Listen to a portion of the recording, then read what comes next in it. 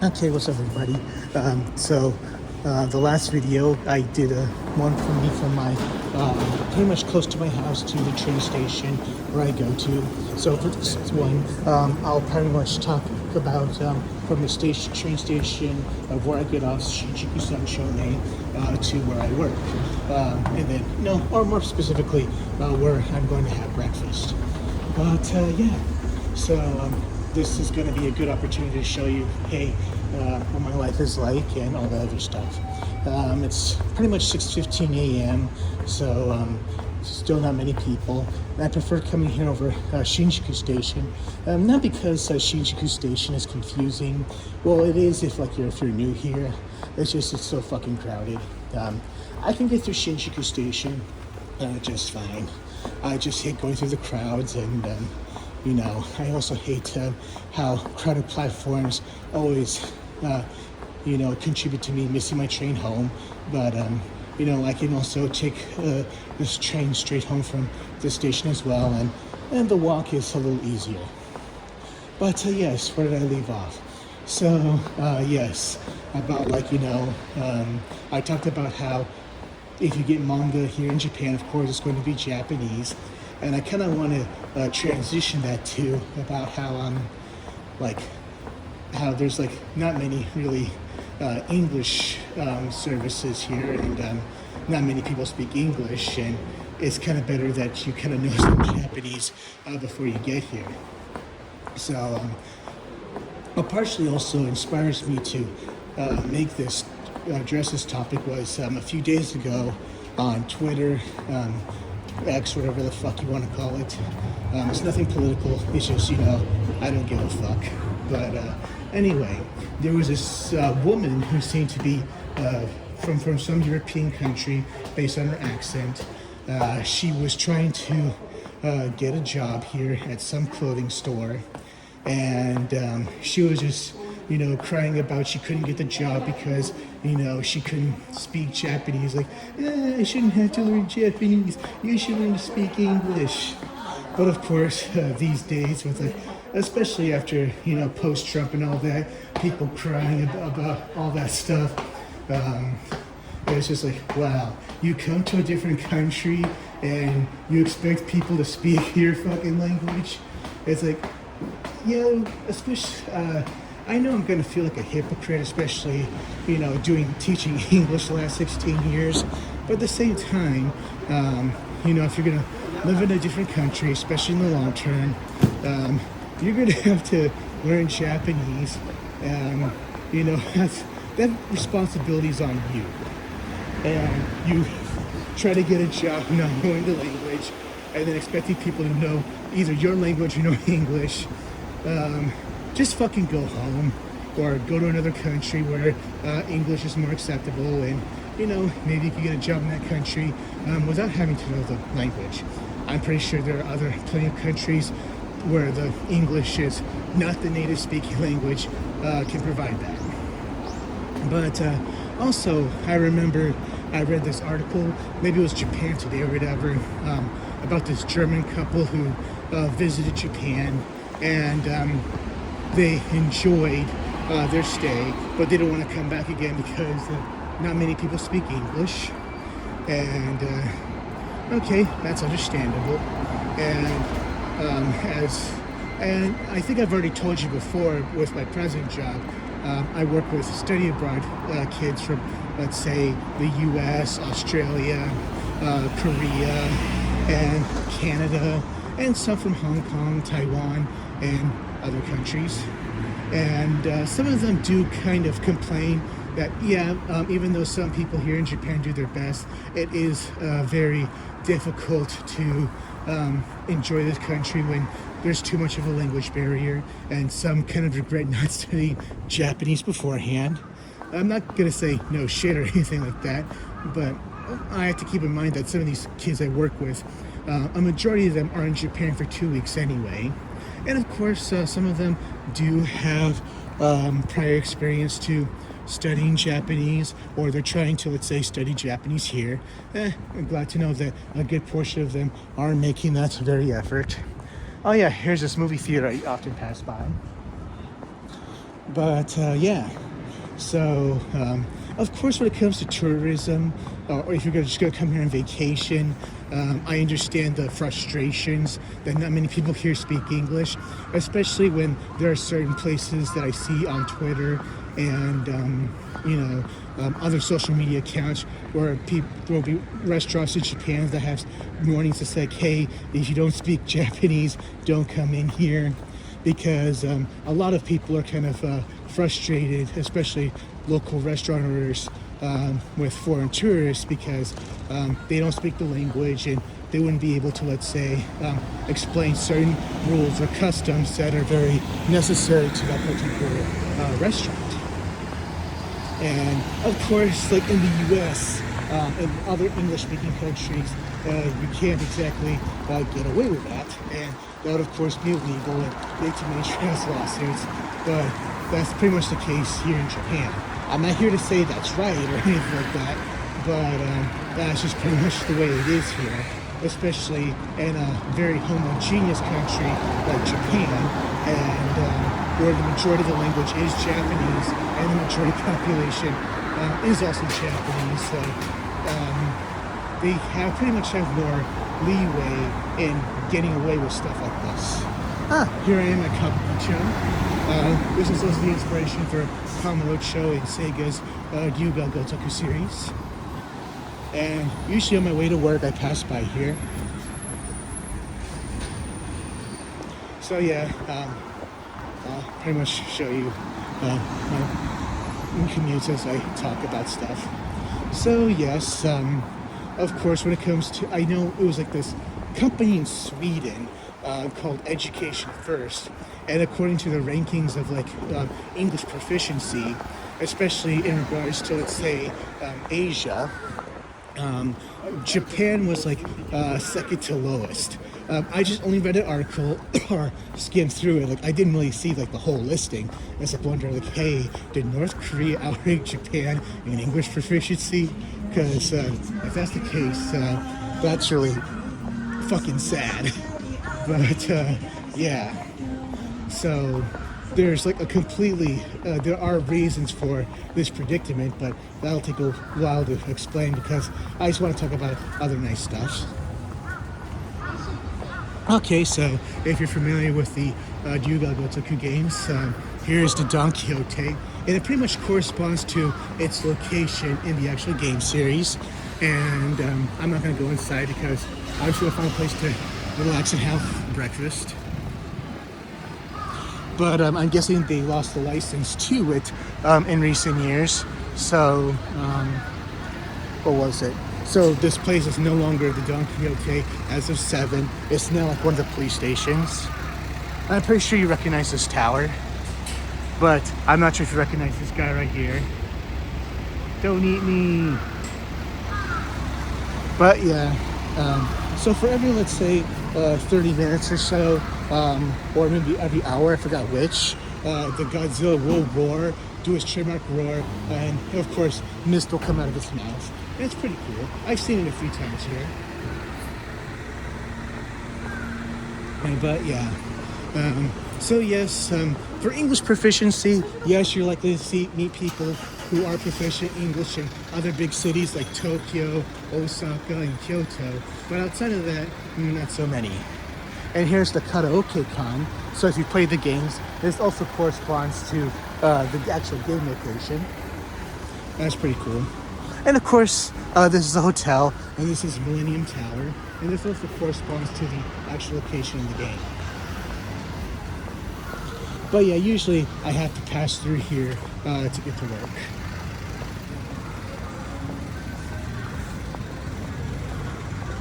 Yeah, Toho Cinemas, this is pretty much a scene for, let's say, movie theaters and all that. No idea what these cars are. Not sure if they're actual yakuza cars. Yeah, that sign inspired by David Bowie. That's an advertisement for a dating app. The Nagasaki Champon. This is also corresponds to the actual location of the games. And here's the Gindako. Usually the Gindako is like right there in the games, which is funny. And usually in the games this is a pachinko, but this is a Gingo arcade. And Gingo is, of course, as you played the recent, let's say 8 or Infinite Wealth, the arcades are now called Gingo as opposed to, let's say, Sega. So these are the actual arcades. Well, in the game, that Humax, that's actually the arcade, the Sega arcade in the game. And speaking of Yuga Gotoku, here are vending machines where you can buy some merchandise, like some teachers called I Love Kamurocho, L size only. There's also XL.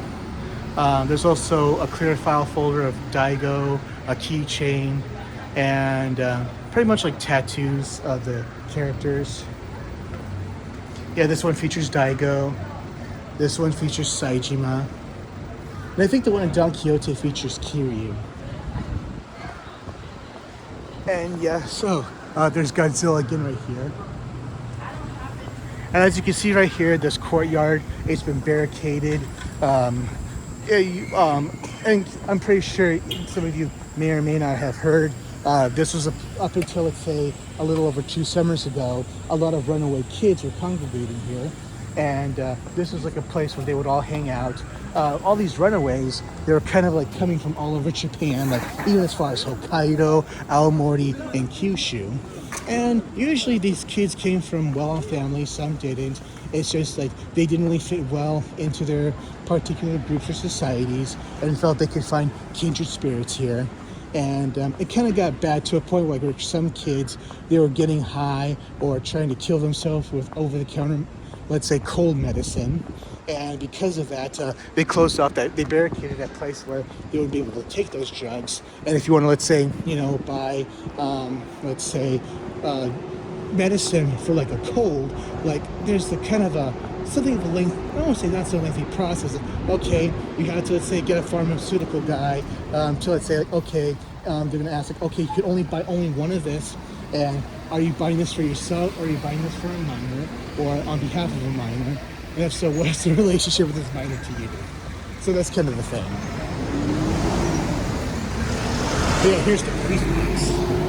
And usually I don't really walk this way on my way to work, but I think I kind of have to show you this section. So yes, this is Okubo Hospital. So if you're in Kabukicho, and if you slip and fell, or you got food poisoning, I guess you could come here.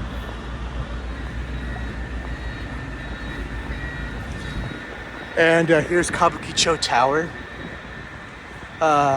This pretty much also has like the second floor is this really cyberpunk place filled with ramen restaurants. That's pretty fucking badass.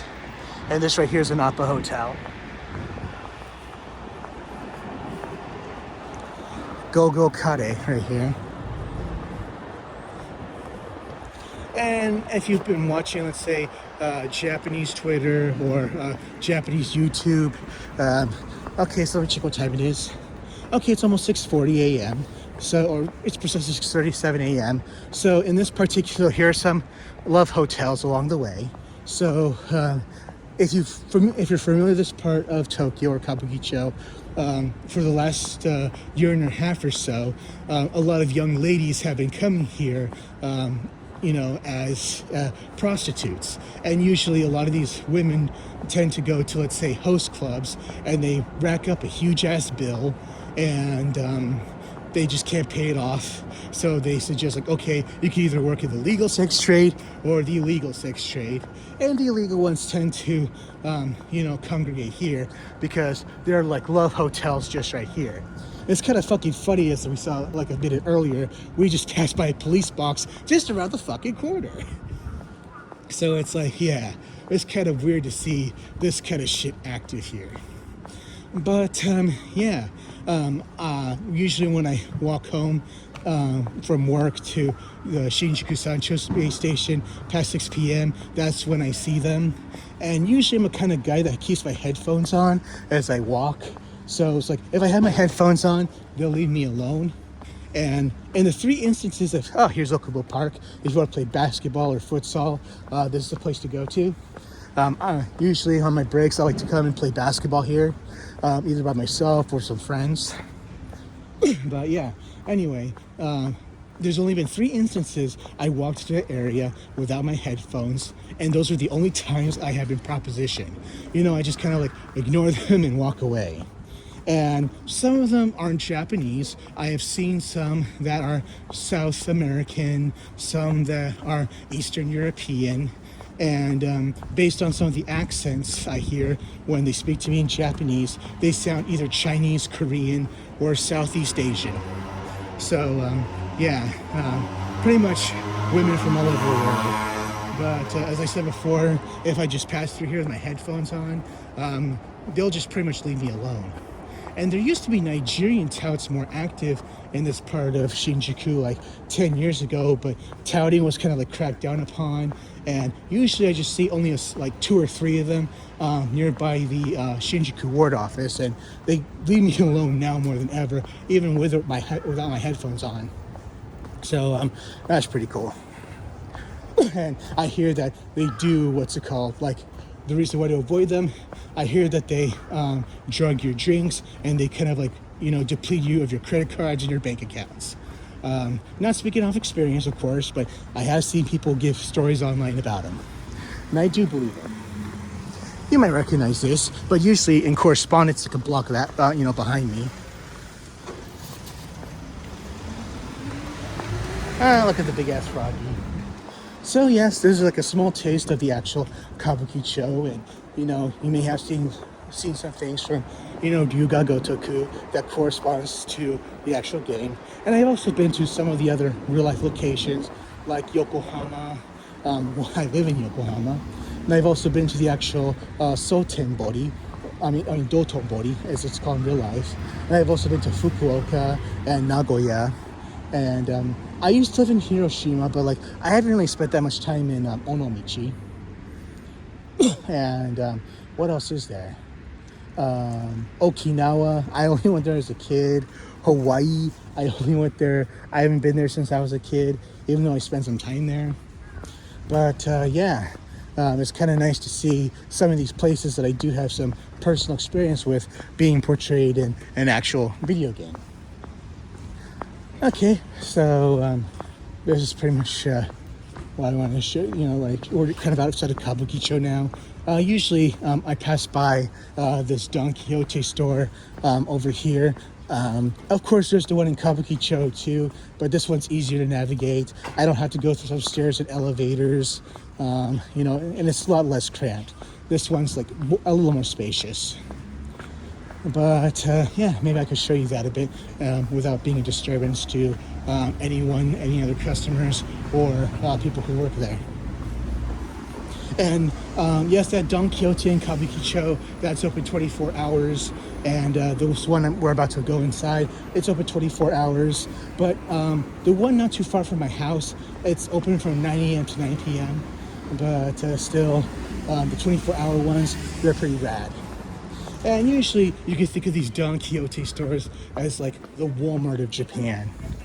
Oh yeah, this Korean restaurant featuring what's it called? Crayon Shin-chan. Yeah, my daughter loves Crayon Shin-chan. It's a really interesting anime. I heard it was aired in the US, which I thought was cool. But I never had the chance to watch it.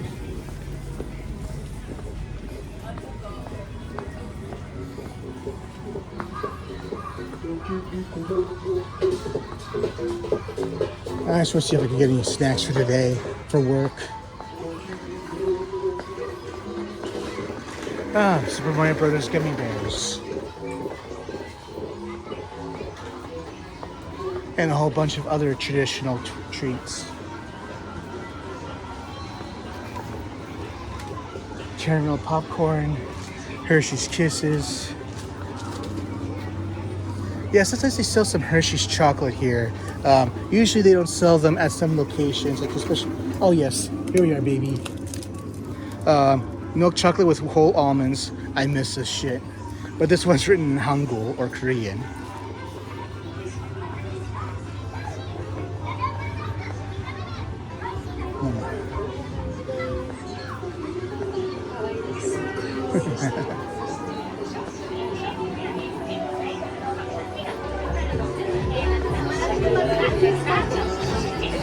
Sukajon jackets. Urusei Yatsuda. This one's about almost 7,000 yen, but it's not my size. Electronics section, home appliance section. When you go to the bathroom, it's this way.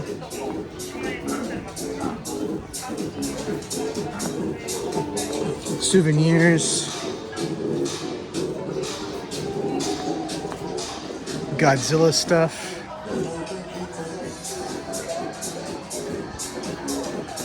Yeah, I just looked over to the cash register. And for those of you who want adult only stuff, you can go here. Sanrio characters, plushies. Rio Ikeda inspired makeup. I think this is Marie Antoinette from Rose of Versailles. And I just saw the new movie the other day. I'll talk about that a little later. Good whiskey. But I quit drinking. お願いします。袋いらないです。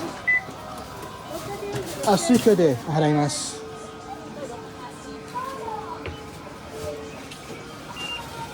OK。ありがとうございます。結構です。はい。Yeah, I just made the purchase for this, and I'll eat this a little later. All right, now the restaurant I'm going. It's now 6:45. The restaurant I'm going to is going to be opening in 15 minutes. Well, there's a location close to Shinjuku Sanchome Station. Opens at 6, but I kind of want to go to a location closer to where I work today. So we're approaching Okubo. And this section has like a lot of Korean restaurants because we're about to approach the Koreatown of Japan. So as you can see, this is written in Hangul. Itaro, a Korean restaurant. Korean barbecue. Korean style massage. Fortune telling. Nice, a 24-hour Korean restaurant. A magic shop. A magic shop here. Yeah, I do come here whenever I can during my breaks, to buy some Korean makeup products for my wife and her mother and our daughter. It looks like they're constructing some new apartments here. That's nice. Or is this like a storage facility? Can't exactly tell. And 10 yen bread. More Korean barbecue. More Korean stuff.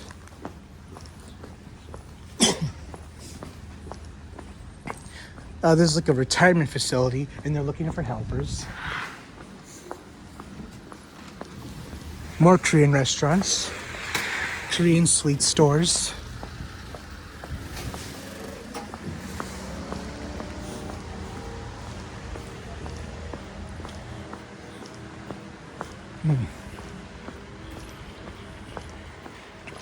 I think this is this is a daycare.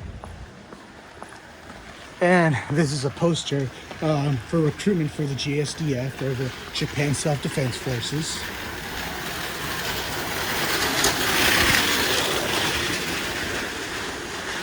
And more Korean barbecue.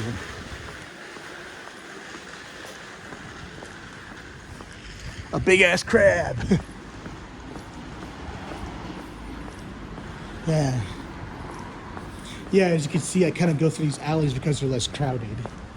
And as I said before, a lot of people kind of say that Shinjuku Station is confusing, which I don't disagree with, but it's just like you kind of need, there's only one thing you need to know about Shinjuku Station, and it's like the only exit you need, there's like over 200 exits there, but the only exits you need to know are the east exit, the west exit, the south exit, where to go for the Oda-Q line, and all that other shit. There's only main 5 major hubs you need to know about Shinjuku Station.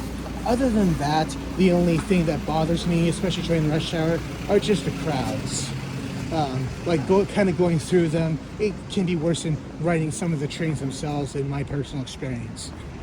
And I know that some people on Twitter have complained about Ikebukuro Station as well. I think Ikebukuro Station is just is much easier than Shinjuku Station. I think the only difficult part about Ikebukuro Station is, the Fukutoshi line. It's just getting from the Fukutoshi line to getting out of the station. It's just a bit of a walk. But other than that, if you're using the JR lines or the Keio lines or the Seibu Ikebukuro lines, that's no problem. It's like you just either have to go left or right, depending on what side you're on, and you could easily get out. Yes, Family Mart, one of the main 3 chains of convenience stores here in Japan. And here's a cosmetic store. Sometimes I buy makeup for my wife and her mother and our daughter here. And over there is a Squid Games themed cafe. You don't actually play this actual Squid Games as portrayed in the Netflix show, but the games are inspired on. It's a nice place. And here's pretty much, as I should have said before, this is pretty much like the Koreatown section of Okubo in Shinjuku. It's not even 7 yet, so a lot of places aren't even open. Almost stepped over a big ass pigeon. Photo booths. Korean Idol goods stores. More Korean barbecue.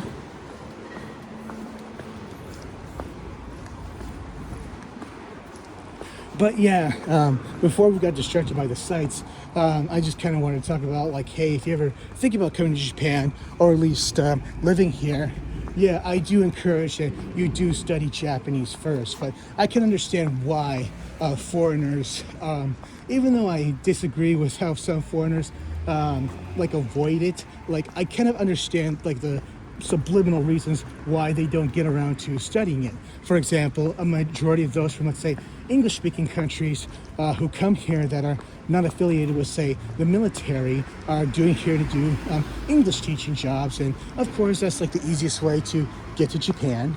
And for a majority of these English teaching positions, they don't require you to know any Japanese.